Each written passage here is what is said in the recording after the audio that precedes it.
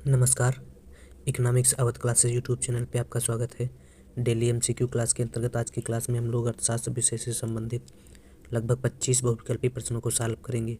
यह प्रश्न आगामी शिक्षक भर्ती परीक्षा के लिए महत्वपूर्ण हैं। तो आज की क्लास स्टार्ट करते हैं और देखते हैं आज की क्लास में क्या क्या क्वेश्चन हैं। 1 नंबर क्वेश्चन, गरीब कल्याण रोजगार बिहार के किस जिले से प्रधानमंत्री द्वारा 2020 में शुरू किया गया? तो गरीब कल्याण रोजगार अभियान जो है बिहार के खगड़िया ज़िले से 2020 में माननीय प्रधानमंत्री नरेंद्र मोदी द्वारा स्टार्ट किया गया। तो 1 का सही आंसर बी है। अगला 2 नंबर क्वेश्चन, भारत का प्रथम उर्वरक संयंत्र स्थापित किया गया? राजमुंदरी में, बल्लारपुर में, सिंदरी में, बेलगांव में। तो भारत का प्रथम उर्वरक संयंत्र जो है वह सिंदरी में स्थापित किया गया था। 2 सी सही है। अगला 3 नंबर क्वेश्चन, भारत का कौन सा राज्य सर्वाधिक अबरक उत्पादन करता है? तो भारत में सबसे ज़्यादा जो है अबरक उत्पादित करता है वह है आंध्र प्रदेश, लेकिन यहाँ ऑप्शन में है ही नहीं आंध्र प्रदेश, तो उड़ीसा हो जाए, बिहार हो जाएगा। तो बिहार सही है।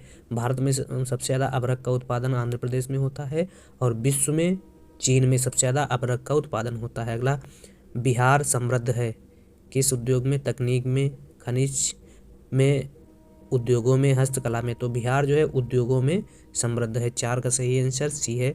अगला 5 नंबर क्वेश्चन, देश में कच्चे तांबे के उत्पादन में बिहार का क्या स्थान है? तो देश में कच्चे तांबे के उत्पादन में बिहार का जो स्थान है वह है दूसरा। और भारत में राज्यों में सबसे ज़्यादा उत्पादन जो है तांबे का वह होता है मध्य प्रदेश में। तो मध्य प्रदेश में सबसे ज़्यादा उत्पादन होता है, उसके बाद बिहार में होता है। अगला 6 नंबर क्वेश्चन, बिहार एकमात्र उत्पादक है किसका? कोकिंग कोयले का, इस्पात का, लोहे का, मैग्नीज का। तो बिहार एक प्रकार से सबसे ज़्यादा कोकिंग कोयले का उत्पादन करता है। ए सही है। 6 का 9 number question 7 number question, Bihar के किस जिले में सबसे अधिक सोने के भंडार हैं? जमुई, मुंगेर, गया, बांका। तो बिहार के जमुई में सबसे ज़्यादा सोने के भंडार हैं। अगला 8 नंबर क्वेश्चन, बिहार के किस जिले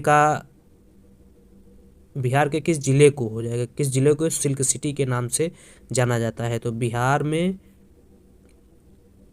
भागलपुर को सिल्क सिटी के नाम से जाना जाता है। भागलपुर क्या है? सिल्क सिटी है। तो सी सही है, भागलपुर सिल्क सिटी है। अगला 9 नंबर क्वेश्चन है, मांग का नियम आधारित है वितरण के सिद्धांत पर, सीमांत उपयोगिता पर, उत्पादन सिद्धांत पर? कोई नहीं। तो मांग का नियम जो है वह सीमांत उपयोगिता सिद्धांत पर आधारित है। मांग का नियम प्रोफेसर मार्शल द्वारा प्रतिपादित किया गया था। मांग का नियम मांगी गई मात्रा और कीमत के बीच विपरीत संबंध की बात करता है। अर्थात कीमत जब बढ़ती है, प्राइस बढ़ती है, तो मांगी गई मात्रा वस्तु की कम होती है और यह विलोम भी होता है उसका। अर्थात कह सकते हैं कीमत जब घटती है तो मांगी गई मात्रा बढ़ती है। तो इस प्रकार से मांग का नियम जो है वह कीमत एवं मांगी गई मात्रा के मध्य विपरीत संबंध बताता है। मांग का नियम एक प्रकार का गुणात्मक कथन है। मांग का नियम यह नहीं बताता है कि कितनी कीमत कमी होने पर वस्तु की कितनी मात्रा में वृद्धि होगी या कितनी कीमत वृद्धि होने पर वस्तु की कितनी मात्रा में कमी होगी, ऐसा नहीं बताता है। यह जानने के लिए मांग की लोच का अध्ययन किया जाता है। तो मांग की लोच एक प्रकार से परिमाणात्मक कथन है और मांग का नियम जो है गुणात्मक कथन है। मांग का वक्र बाएं से दाएं नीचे गिरता हुआ ऋणात्मक ढाल का होता है, जो वस्तु की कीमत एवं मांगी गई मात्रा के बीच विपरीत संबंध को बताता है। मांग का वक्र जो है ऋणात्मक ढाल के होने का कारण सीमांत उपयोगिता ह्रास नियम है। तो सीमांत उपयोगिता ह्रास नियम के कारण मांग वक्र बाएं से दाएं नीचे गिरता हुआ होता है। अगला क्वेश्चन है, तो इसका सही आंसर हो जाएगा सीमांत उपयोगिता पर। मांग वक्र दाईं ओर गिरता हुआ होता है क्योंकि, तो मांग वक्र दाईं ओर गिरता हुआ होता है, ये दाईं ओर गिर रहा है, XY। दाईं ओर गिरता हुआ होता है, क्योंकि ऑप्शन देख लेते हैं। सीमांत उपयोगिता ह्रास होती है, बी सीमांत उपयोगिता स्थिर होती है, सी सीमांत उपयोगिता बढ़ती हुई होती है, डी सीमांत उपयोगिता शून्य होती है। तो मांग वक्र दाईं ओर गिरता हुआ होता है, क्योंकि सीमांत उपयोगिता ह्रास होती है। 10 ए सही है। अगला 11 नंबर क्वेश्चन, निम्न चित्र में सापेक्ष आय परिकल्पना में रेचेट इफेक्ट कौन है? तो रेचेट इफेक्ट इसमें कोई नहीं है। अगला 12 नंबर क्वेश्चन, किस वस्तु के अच्छा, इसमें जो उपभोग की परिकल्पनाएं हैं, उपभोग की मुख्य रूप से 4 परिकल्पनाएं हैं, तो उनको जान लेते हैं। किस अर्थशास्त्री ने कौन सी उपभोग की परिकल्पना दी है तथा किस वर्ष में दिया गया है? यहाँ से क्वेश्चन एग्जाम में मिल जाता है। तो सबसे पहले जो उपभोग की परिकल्पना का सिद्धांत दिया गया वो प्रोफेसर कीन्स द्वारा दिया गया था। कीन्स ने 1936 में निरपेक्ष आय परिकल्पना का सिद्धांत दिया। इसके बाद 1949 में प्रोफेसर ड्यूजनबरी ने सापेक्ष आय परिकल्पना का सिद्धांत दिया। 1950 में मोदिग्लियानी द्वारा जीवन चक्र परिकल्पना का सिद्धांत दिया गया तथा 1957 में स्थायी आय परिकल्पना प्रोफेसर फ्रीडमैन ने दी थी। तो 1936, 49, 50 और 57 यह उपभोग परिकल्पना के कुछ सिद्धांत का वर्ष है। जैसे 1936 में निरपेक्ष आय परिकल्पना, 1949 में सापेक्ष आय परिकल्पना, 1950 में जीवन चक्र परिकल्पना और 1957 में स्थायी आय परिकल्पना। सबसे लास्ट में स्थायी आय परिकल्पना दी गई थी और सबसे पहले निरपेक्ष आय परिकल्पना दी गई थी। अगला जो क्वेश्चन है वह है 12 नंबर क्वेश्चन, किस वस्तु के संबंध में मांग की आलोच धनात्मक होती है? तो इसमें वस्तु कुछ दिया ही नहीं है, तो किसके संबंध में मांग में वृद्धि के संदर्भ में आय की लोच धनात्मक होती है। तो 12 बी सही है। अगला 13 नंबर, अनधिमान वक्र सिद्धांत मान्यताओं पर आधारित है। अनधिमान वक्र सिद्धांत में अगर मान्यताओं की बात की जाए तो उपभोक्ता विवेकशील माना गया है, परिस्थितियों का पूर्ण ज्ञान होता है उपभोक्ता की, क्रमवाचक माप संभव है।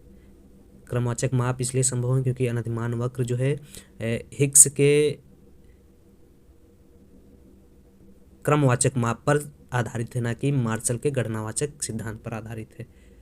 इसके अलावा उपयोगिता द्वारा उपभोग की जाने वाली वस्तुओं की कुल मात्रा पर निर्भर करता है आईसी वक्र।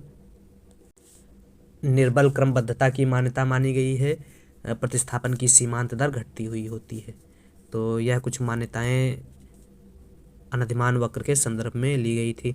अनधिमान वक्र की अगर परिभाषा की बात की जाए तो अनधिमान वक्र 2 या 2 से अधिक बिंदुओं के बिंदुपथ का ऐसा संयोग है जिसके प्रत्येक बिंदु पर उपभोक्ता को समान संतुष्टि मिलती है। चाहे जिस बिंदु पर वस्तु खरीदते उसके प्रत्येक बिंदु पर उपभोक्ता को समान संतुष्टि मिलती है। विशेषताओं में अनधिमान वक्र का ढाल ऋणात्मक होता है, बाएं से दाएं नीचे, ऊपर से नीचे या बाएं से दाएं गिरता हुआ होता है। 2 अनधिमान वक्र एक दूसरे को कभी काटते नहीं हैं और ना ही स्पर्श करते हैं। अनधिमान वक्र जो है मूल बिंदु की ओर उन्नतोदर होता है। उन्नतोदर मूल बिंदु की ओर उन्नतोदर होने का क्या कारण रहता है? तो घटती हुई सीमांत प्रतिस्थापन दर के कारण अनधिमान वक्र जो है मूल बिंदु की ओर उन्नतोदर होता है। इसके अलावा निम्न अधिमान वक्र जो है संतुष्टि के निम्न स्तर को तथा उच्च अनधिमान वक्र संतुष्टि के उच्च स्तर को व्यक्त करता है। अनधिमान वक्र कभी अंडाकार नहीं होता है और अनधिमान वक्र कभी अक्षों को स्पर्श नहीं करता है। इसके अलावा अनधिमान वक्र की विभिन्न वस्तुओं के संदर्भ में स्थितियों के बारे में क्वेश्चन पूछ लिया जाता है। तो जब अनधिमान वक्र एक सीधी रेखा के रूप में हो तो कह सकते हैं कि ऐसी स्थिति 2 पूर्ण प्रतिस्थानापन्न वस्तु के संदर्भ में होती है। पूर्ण प्रतिस्थानापन्न वस्तु के संदर्भ में अनधिमान वक्र एक सीधी रेखा होती है। इस स्थिति में खींचा गया अनधिमान वक्र प्रदर्शित करता है कि उपभोग एक ही वस्तु पर अपनी पूरी आय का जो है व्यय कर देता है। इसके अलावा पूर्ण स्थानापन्न वस्तु के संदर्भ में आईसी वक्र रेखा जो है वह हमेशा एक्स अक्ष के या वाई अक्ष के समांतर हो सकती है या कह सकते हैं सीधी हो सकती है। एक्स अक्ष और वाई अक्ष के समांतर नहीं, पूर्ण प्रतिस्थानापन्न वस्तु के संदर्भ में जो है या पूर्ण स्थानापन्न वस्तु के संदर्भ में आईसी वक्र सीधी होती है। और पूरक वस्तु के संदर्भ में आईसी वक्र जो है एक्स अक्ष के समांतर या वाई अक्ष के समांतर या कह सकते हैं एल आकार की हो सकती है पूरक वस्तु के संदर्भ में। तो यह इसके अलावा उपभोक्ता के अनधिमान वक्र के अगर इतिहास पे थोड़ा सा गौर किया जाए तो 1881 में सर्वप्रथम FY एजवर्थ ने तटस्थता वक्र का प्रयोग किया था। इसके बाद 1892 में प्रोफेसर इरविन फिशर द्वारा अनधिमान वक्रों का प्रयोग किया गया, लेकिन अनधिमान वक्रों का इरविन फिशर और एजवर्थ ने जो प्रयोग किया था वह संख्यात्मक माप पर आधारित था। फिर इसके बाद प्रोफेसर विल्फ्रेड पैरेटो ने 1906 में क्रमवाचक परिकल्पना के आधार पर तटस्थता वक्र का प्रयोग किया तथा 1934 में प्रोफेसर हिग्स तथा एलन ने तटस्थता वक्र या अनधिमान वक्रों की वैज्ञानिक व्याख्या प्रस्तुत की। तो इस प्रकार से इसमें जो मान्यता की बात की गई है अनधिमान वक्रों की मान्यताओं में, वह अनधिमान वक्र जो है निर्बल क्रमबद्धता पर आधारित है। सबल क्रमबद्धता पर तो जो है वह प्रकटित अधिमान सिद्धांत आधारित है और आईसी वक्र निर्बल क्रमबद्धता पर आधारित है। तो इसका 13 का सही आंसर हो जाएगा सी। अगला 14 नंबर क्वेश्चन, यदि किसी भी वस्तु का मूल्य उपभोग वक्र पीछे की ओर जाता है तो वह वस्तु अवश्य होगी, तो वह वस्तु हो जाएगी घटिया। सी सही है। अगला वैल्यू एंड कैपिटल पुस्तक के लेखक कौन है? तो वैल्यू एंड कैपिटल पुस्तक के लेखक प्रोफेसर हिग्स हैं। हिग्स ऑप्शन में दिया ही नहीं गया है तो इनमें से कोई नहीं, डी ऑप्शन हो जाएगा, डी सही हो जाएगा। 15 का सही आंसर डी है। अगला कुछ जो प्रमुख किताबें हैं अर्थशास्त्र की, किस अर्थशास्त्री ने किस किताब की रचना की थी जो परीक्षा की दृष्टि से महत्वपूर्ण है, उनको जान लेते हैं। जैसे एक किताब है the purchasing power of money. Purchasing power of money professor Fisher द्वारा लिखी गई किताब है और प्रोफेसर फिशर ने परचेजिंग पावर ऑफ मनी की रचना 1911 में की थी। इसके अलावा a theory of consumption function की रचना जो है फ्रीडमैन द्वारा की गई है। The quantity theory of money, यह भी फ्रीडमैन की किताब है। Contribution to the theory of trade cycle professor Higgs द्वारा लिखी गई है। Principle of economics Alfred Marshall की किताब है। और अर्थशास्त्र के जनक प्रोफेसर एडम स्मिथ ने 1776 में the wealth of nation and inquiry of the nature नामक किताब की रचना की है। इसके अलावा प्रोफेसर मिल्टन फ्रीडमैन द्वारा एसे इन पॉजिटिव इकोनॉमी नामक किताब लिखी गई है। Value and capital the theory of ways और कैपिटल एंड ग्रोथ नामक किताब प्रोफेसर हिग्स द्वारा लिखी गई है। इसके अलावा the theory of economics development professor Schumpeter की किताब का नाम है। Asian drama professor Gunnar Myrdal द्वारा लिखी गई किताब है। और मैन एंड इकोनॉमिक्स एक किताब है, यह प्रोफेसर मुंडेल द्वारा लिखी गई है। The problem of economic growth professor Rostow द्वारा लिखी गई किताब है। प्रोफेसर रॉबिन्सन ने द एक्यूमुलेशन ऑफ कैपिटल नामक किताब की रचना की है। इसके अलावा प्रोफेसर लेविनस्टीन ने economics backwardness and economic growth की रचना की है। अगला क्वेश्चन है 16 नंबर क्वेश्चन, आय प्रभाव सामान्यतः होता है तो आय प्रभाव धनात्मक होता है। उदासीनता वक्र सामान्यतः होता है तो उदासीनता वक्र उन्नतोदर मूल बिंदु की ओर उन्नतोदर होता है। उन्नतोदर सी ऑप्शन में दिया गया, 17 का सी सही है। 18 उत्पादन सिद्धांत में प्रसार पथ अनुरूप है। कीमत उपभोग वक्र के, आय उपभोग वक्र के, एंजल वक्र के, कोई नहीं। तो उत्पादन सिद्धांत में प्रसार पथ जो है आय उपभोग वक्र के अनुरूप है। 18 बी सही है। 19 योग प्रमेय सिद्धांत किसने विकसित किया? तो पीएच विक्सटेड ने योग प्रमेय सिद्धांत का विकास किया है। ब्रेक इवन पॉइंट व्यक्त करता है फर्म के अधिकतम लाभ की स्थिति को, अधिकतम उत्पादन की स्थिति को, न्यूनतम लाभ की स्थिति को या शून्य लाभ की स्थिति को। तो ब्रेक इवन पॉइंट जो है वह शून्य लाभ की स्थिति को व्यक्त करता है। 20 डी सही है। अगला 21 नंबर क्वेश्चन है, डेबिट कार्ड पर कितने अंक होते हैं? 15, 16, 12, 10। तो डेबिट कार्ड पर 16 अंक होते हैं। 21 बी सही है। 22 भारत में खाद्यान्न के सुरक्षित भंडार का रख रखाव कौन करता है? तो भारत में 1965 में बनाया गया FCI जो है खाद्यान्नों के सुरक्षित भंडार का रख रखाव करता है, तो FCI हो जाएगा इसका सही आंसर। अगला 23 नंबर क्वेश्चन, भारत के केंद्रीय बजट में प्रथम जेंडर बजट स्टेटमेंट किस वर्ष आया? तो भारत के केंद्रीय बजट में प्रथम बार जो जेंडर बजट है वह 2005-06 में आया था। और जेंडर बजट की अवधारणा देने का श्रेय ऑस्ट्रेलिया को है, और ऑस्ट्रेलिया ने 1984 में सबसे पहले जेंडर बजट की अवधारणा को अपनाया था। जेंडर बजट का लक्ष्य जो होता है वह महिलाओं की विशिष्ट आवश्यकताओं की पूर्ति हेतु विभिन्न कार्यक्रमों का संचालन करना है। जेंडर बजट लैंगिक समानताओं जैसे और महिलाओं के सशक्तिकरण हेतु चलाए गए विशिष्ट कार्यक्रमों के लिए वित्तीय आवंटन को दर्शाता है। तो जेंडर बजट में महिलाओं और बालकों या लड़कों के लिए अलग से बजट का प्रावधान रहता है। बिहार में जो है 2013-14 से बाल बजट पेश किया जाता है।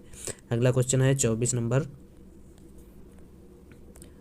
भारत की पुरानी मुद्रा प्रणाली में एक आना 1 रुपये के कौन सा हिस्सा होता है? 20वां हिस्सा होता है, छठा हिस्सा होता है, 16वां हिस्सा होता है, 10वां हिस्सा होता है। तो एक आना जो है 16वां हिस्सा होता है। 24 का सही आंसर है सी। अगला 25 नंबर क्वेश्चन है, निम्न में कौन सी केंद्रीय एजेंसी केंद्र और राज्य सरकार के सार्वजनिक ऋण का प्रबंधन करती है? कौन सी एजेंसी केंद्र और राज्य के सार्वजनिक ऋण का प्रबंधन करती है? तो RBI करेगी। RBI 1935 में स्थापित RBI जो है वह केंद्र और राज्य के सार्वजनिक ऋणों का प्रबंधन करेगी। RBI डी ऑप्शन में दिया गया है, डी सही है।